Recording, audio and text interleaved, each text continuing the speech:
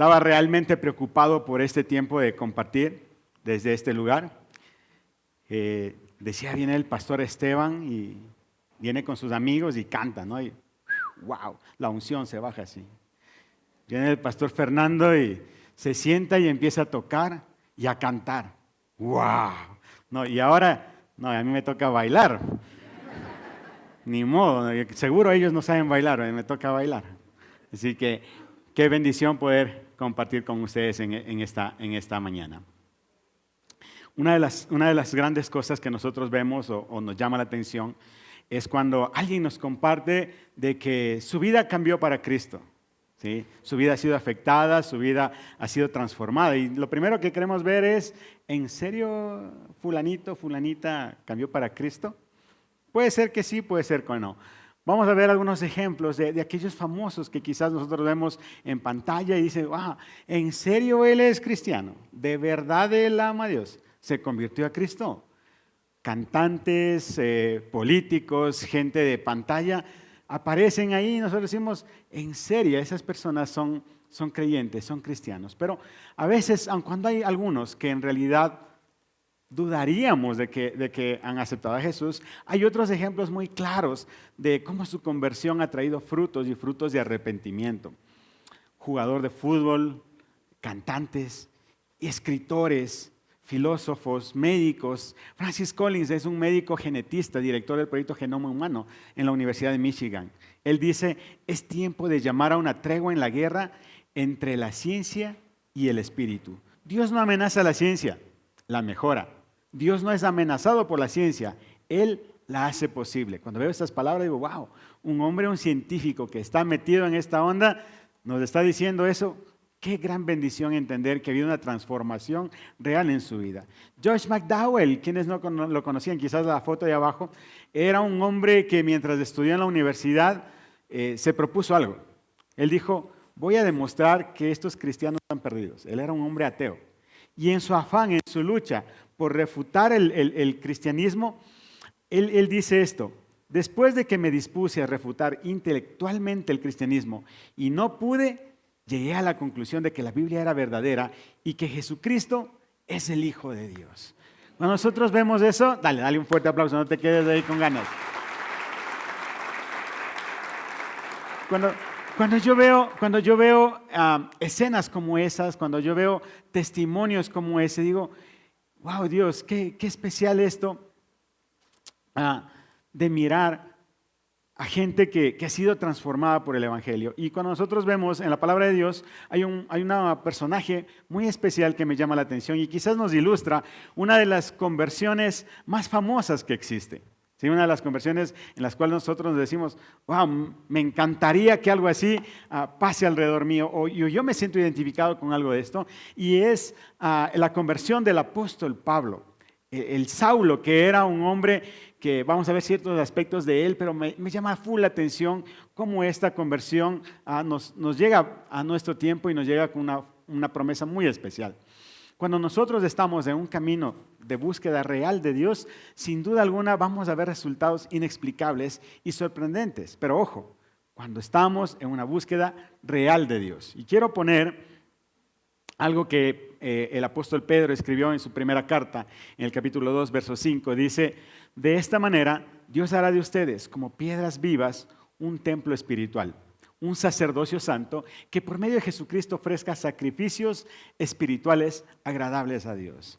El anhelo de Pedro era que cada uno de nosotros, cada creyente, se convierta en una piedra de testimonio, una piedra viva de testimonio, alguien que por lo que pasen al lado, por lo que perciben, por lo que huelen, que el aroma de vida esté en nosotros y que la gente diga, wow, quiero conocer más de quién es ese Dios de quienes hablan.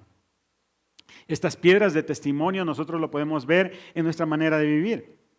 ¿Cómo somos nosotros piedras de testimonio? ¿Cómo vivimos? ¿Cómo tratamos? ¿Cómo nos llevamos en nuestra relación de pareja? ¿Cómo nos llevamos en nuestra casa, en nuestro hogar? ¿Cómo nosotros servimos a la comunidad? ¿Cómo nosotros mostramos nuestras ganas de servir, nuestro amor por el prójimo en el servicio? Eso es parte de ser esta piedra de testimonio. ¿Cómo nosotros de una manera muy prioritaria quizás, o tomando nosotros la iniciativa, vamos y hablamos de nuestra fe a otras personas. Es parte de ser una piedra de testimonio. Y esto gracias a Dios, porque Él nos ha dado tal privilegio. Él dice que nosotros somos esa columna y templo de verdad. La iglesia es llamada la columna de verdad. Y para anunciar esta verdad, Dios tiene ángeles, arcángeles, y cada uno de ellos pueden hablar de parte de Él. ¿Qué más? Están cerca al trono, ¿no es cierto? Pero no, Él dice, mira, ahí está mi iglesia. Ese es mi pueblo, los compré. Y Él nos dio tal privilegio que nosotros podamos anunciar de su testimonio.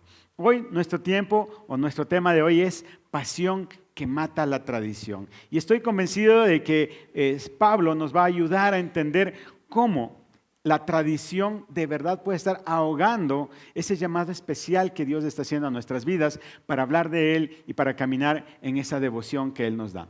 Sin duda alguna, Él es un instrumento para enseñar que no solamente es suficiente el camino de arrepentimiento, porque Él de alguna forma sentía que hacía las cosas bien, pero Él encontró un sendero diferente, un sendero en un momento dado de su vida que se llama rendición.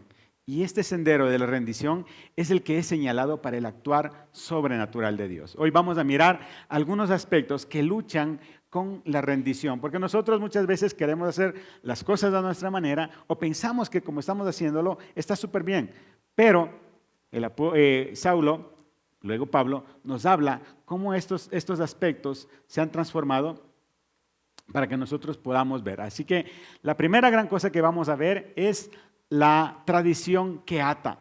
¿Por qué vamos a ver esta cosa, la tradición que ata? Pablo venía de este contexto, de un contexto judío, de un contexto en el cual el celo que él tenía era tan grande. Dice Hechos 9, 1, 2, Saulo seguía amenazando y promoviendo actos de violencia y muerte contra los seguidores del Señor. Entonces fue al sumo sacerdote y le pidió cartas de autorización para las sinagogas de Damasco. Si Saulo encontraba a algún seguidor, cualquiera que sea hombre o mujer, en el camino, él tenía toda la autoridad para tomarlo preso y llevarlo cautivo. Así que Pablo entendía que donde había un judío, había una sinagoga. La sinagoga era el lugar en donde los judíos tenían que rendir cuenta, donde se reunían, donde era su máxima expresión de justicia estaba allí. Así que donde había una sinagoga y había judíos, allá tenían que ir. Y Pablo fue y habló al sumo sacerdote, al Sanedrín, para que le autoricen justamente a hacer esto. Pero ¿por qué Pablo hablaba eso? ¿Por qué Saulo hacía eso? Era porque en realidad él creía que estaba haciendo bien las cosas. Era un celo por hacer las cosas que él entendía que eran así. Se entregó a la forma más violenta para actuar contra la gente, persiguió a los cristianos de Jerusalén, buscó todo esto con tal de cumplir con algo que él pensaba que estaba bien. Miren, cuando yo era bien jovencito, hace un parcito de años nomás, porque se ríen, no, en serio, hubo un testimonio que me afectó mi vida, pero me llamó. Pasé años con ese trauma, ¿eh? Por si acaso, psicólogos, traumas evangélicos, ¿ya? Google. Llegó un misionero foráneo de los que primero habían llegado desde la misión acá al Ecuador y nos venían a compartir los hechos maravillosos que habían pasado en ese tiempo. Y yo vivía a una cuadra de la iglesia. Yo estudiaba en la universidad y vivía a una cuadra de la iglesia y cuando llego resulta que empezó a hablar y a contar y estábamos de ahí en una mesa hablando y el hombre no tenía volado este dedo así. Y a mí se me ocurre, no, bien preguntón. Y hermano, ¿qué le pasó en el dedo? ¿Qué tiene que ver el dedo? Era un cristiano que estaba hablando, estaba compartiendo de cómo el evangelio llegó acá y yo pensando en el dedo. Así que, ¿qué le pasó al dedo? Dice, yo aplaudir en canción en templo y Dios cortar mi dedo porque no es de Dios eso. Yo, wow. Y yo sabía llegar a la iglesia los primeros años, cuando yo recién conocía del Señor, venía el baile del perrito, el baile del perrito. Dije, Dios mío, si por él aplaudir le cortó el dedo y a mí que me va a cortar con esto. Ese era un trauma con el que crecí yo y decía, wow, ¿Cómo es esto? Saulo creía tener una sana doctrina y un celo por las cosas de Dios, y él quería acabar con aquellos que en realidad tenían una pasión por hacer las cosas, pero él creía que hacía las cosas bien. Sin embargo, él tenía una teología vieja que le cegaba y no le dejaba ver lo que en realidad estaba pasando. Miren, Dios nos quiere llevar a nuevas experiencias de poder sobrenatural y nos invita a disfrutar de una aventura de fe, sin igual, para conocerlo de mejor manera, siempre y cuando nuestra disposición sea para hacer las cosas a la manera de Él, no a nuestra manera, no a nuestra forma. Examina lo que haces por Dios. Examina si lo que hoy estás haciendo por Dios viene de un amor genuino por Él o viene de cosas que las haces por hábitos. Cosas que quizás funcionaron bien antes, diciendo, bueno, hoy también hacen bien las cosas. Cuando era jovencito, yo recuerdo, veía al diácono de la iglesia que tenía toda la Biblia rayada.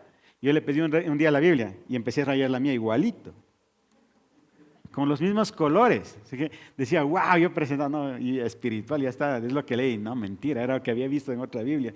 Yo quería hacer lo mismo. Venían cosas por hábitos, porque había que rayar la Biblia, no porque Dios se hablaba y para ti tenía significado. Muy joven para entender eso, muy joven para comprender eso, ¿no? Segunda cosa que evita que en realidad nosotros caminemos en esta área que Dios nos llama de la rendición es el encuentro real. Habían casi 200 kilómetros que Pablo debía viajar a pie, de aquí a Ambato nomás, así que ida y vuelta. Solamente a ver cuántos hacían relajo allá y meterles presos. Que 200 kilómetros para ir allá y llega en un punto dado que ¡puf!, cae, ¿no es cierto? La luz, que el Señor, y cae. Y este hombre no recibe ninguna sermón, no recibe ninguna predicación, no recibe ningún principio exegético ni ninguna raíz doctrinal de nada. Simplemente recibe un par de palabras del rey en donde él está allí. Hechos 9:5 me dice que cuando Saulo estaba ahí, preguntó, ¿quién eres, Señor?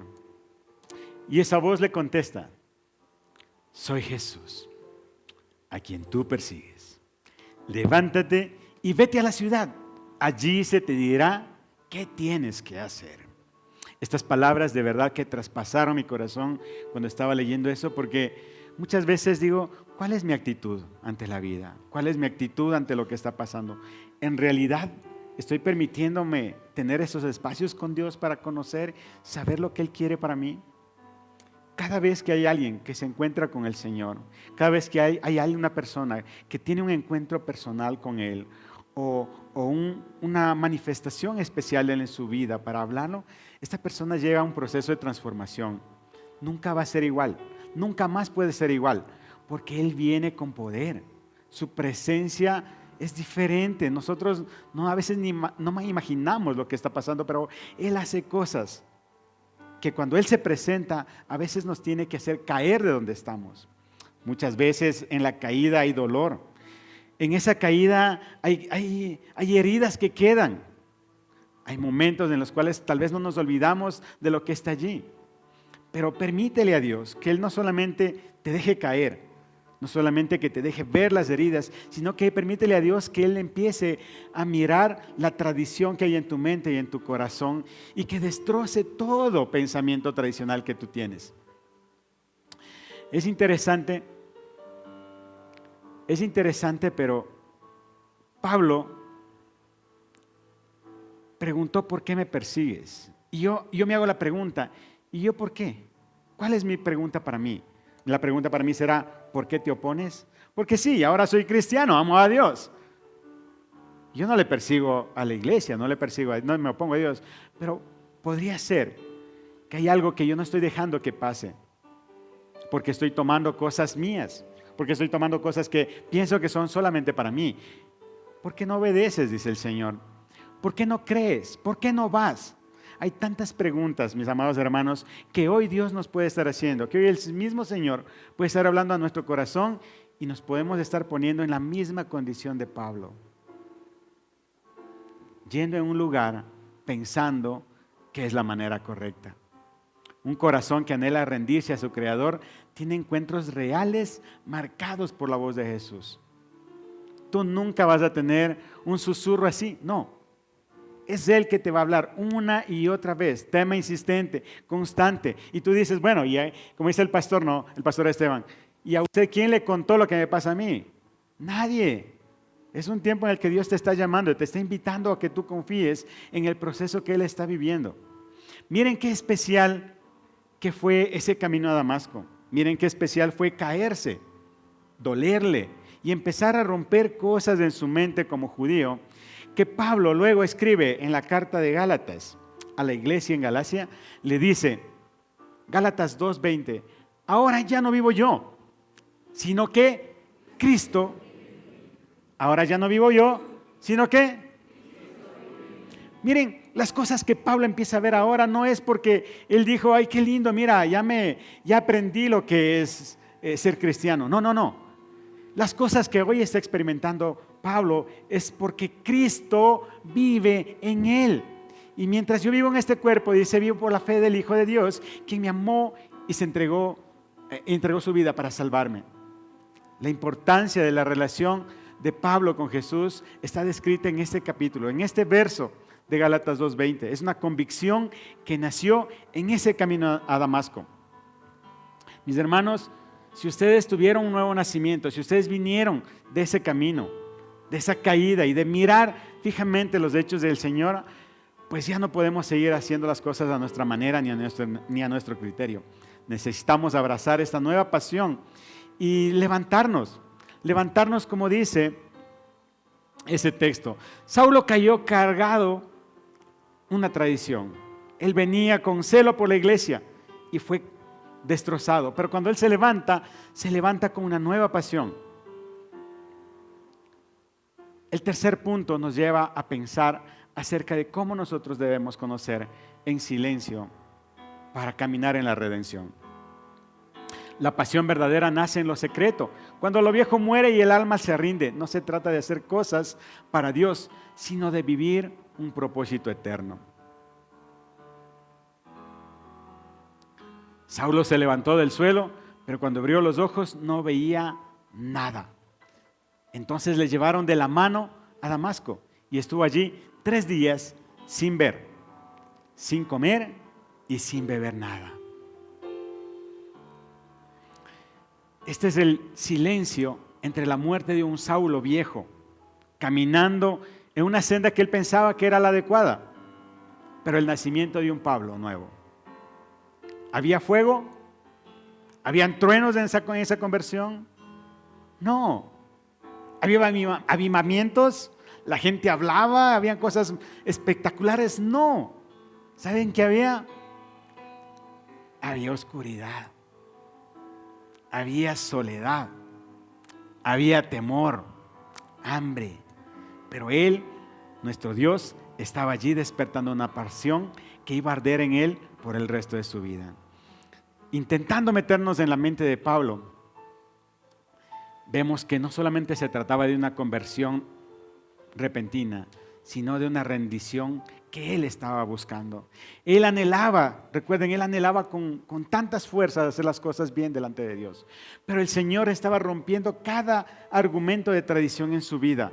Aquel Saulo, que decía que él fue circuncidado al 8º día, que sacaba pecho por ser del linaje de Israel, de la tribu de Benjamín, benjaminita, de hebreos, en cuanto a la ley, fariseo, celoso de la palabra de Dios, perseguidor de la iglesia, y en cuanto a la justicia y a la ley, irreprensible. Estas cosas marcaban la vida de él. Pero todo esto estaba siendo roto por el Señor. ¿Estaba mal eso? No. En el contexto, en lo que él aprendió, no estaba mal. Pero no estaba acorde al nuevo mover de su Señor. Busca a Dios en la intimidad. Evite esa voz religiosa, tradicional, para escuchar al Espíritu Santo directamente. Permítete con tu familia entender qué debes dejar, qué debes permitir que muera para comenzar a vivir nuevamente. Lo que no matas en silencio, sin duda alguna va a ser tu vergüenza en público. Lo que tú no estás dispuesto a romper y a quebrantar en el silencio con el Señor, Mira, públicamente te va a exponer y va a ser tu vergüenza en el tiempo. Al encontrarnos con Jesús, sin duda alguna, nace una pasión por su presencia. Miren cómo Pablo, ese Saulo que venía con toda esa estructura, que no estaba mal en su momento, expresa en Filipenses capítulo 3, verso 7. En esa época pensaba que todo eso era valioso, todo que era valioso, todo lo que había conocido, su preparación, todo lo que tenía, todo lo que había logrado era valioso, aún las ganas de perseguir a quienes él creía que estaban mal. Eso era valioso. Pero gracias a Cristo, dice él, ahora sé que eso no tiene ningún valor. Eso no tiene ningún valor. Aquel Saulo, que en griego significa pedido a Dios o prestado por Dios, es transformado por medio de la redención en el gran Pablo, un nombre romano que significa pequeño. Pequeño quizás entre muchos, pero dispuesto para la gloria de Dios. Pablo en Hechos 20:24 dice, pero de ninguna cosa hago caso, ni estimo preciosa mi vida, con tal que acabe mi carrera con gozo y el ministerio que recibí del Señor Jesús, para dar testimonio del Evangelio de la gracia de Dios. Yo revisaba estas notas y decía, wow, ¿en qué parte, Dios, yo me perdí? ¿Y en qué parte yo dejé de mirar las cosas que el Señor estaba haciendo a mi alrededor? Un momento en mi vida en que sí me vi confrontado por muchas cosas, pero Dios me trajo a la mente una enseñanza que el mismo Jesús nos puso. Él dijo, unos discípulos de Juan se le acercaron y les dijo, Señor, ¿por qué tus discípulos no ayunan como nosotros y como los fariseos? Y el Señor Jesús les da 3 cosas enseñándoles de por qué no ayunaban. Y una de ellas, Él habla acerca de, nadie pone vino nuevo en cueros viejos, pues los cueros viejos se revientan por la presión y el vino se derramaría y los cueros quedarían arruinados. El vino nuevo se guarda en cueros nuevos para preservar a ambos. Mis hermanos, yo no preparé esto para hablarles de un nuevo cambio, ni una nueva religión, ni nada por el estilo. Simplemente para entender que hay un mover del Señor muy especial. Y si nosotros no permitimos y no nos subimos en ese mover de Él, con todas las cosas que Él tiene, rindiéndonos en esas áreas que no hemos querido hacerlo, porque nos cuesta, nos duele, porque es normal o porque así crecí, no vamos a poder mirar esa acción de Dios sobrenatural. En la familia todo cambia cuando se rompe la tradición seca para que nazca una pasión viva. La tradición muere cuando la redención entra en escena y nace la pasión por Jesús. La tradición muere cuando la redención entra en la escena y nace la pasión por Jesús.